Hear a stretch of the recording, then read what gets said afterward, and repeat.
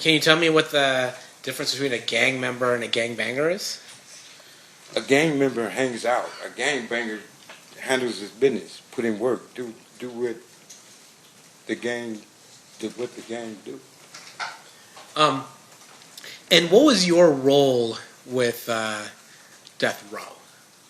I was the guy that if something happened, would have you take care of that. Like Snoop Dogg trial, there was issues up there.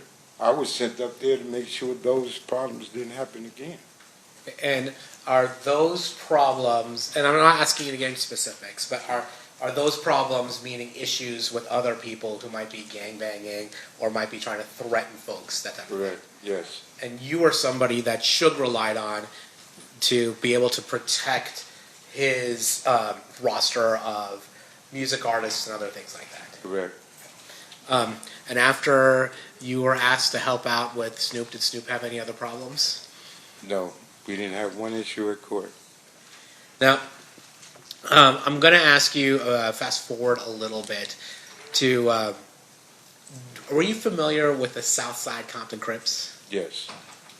Would you say they were somebody you were in alliance with or a rivalry with? Right. Okay, just one final question. You're here today, and I think the state had asked this question under a subpoena. You're ordered to be here today, right? Yes. In terms of that subpoena, for instance, is that's the only reason why you're here is because of that subpoena? I don't have no other reason to be here. Yeah. In order for you to get that subpoena, you were served that subpoena back in California? Yes. By a police officer? I don't know. He was in uniform. Okay. And that order required you to go to a court in California? I had to go to court and pick the bill. And then that court in California said you have to show up here. And in that court, I cussed them out and told them, you can't make me do nothing. Right. And in that court, they told me that I would be in attempted court. Me raising my grandkids, I'm not going to put my grandkids in the car and move somewhere so y'all can't find me. So all that running and living a different life, I ain't doing it. So I agreed to come. And like I explained to everybody in here, you ask me something, I'm going to be honest about.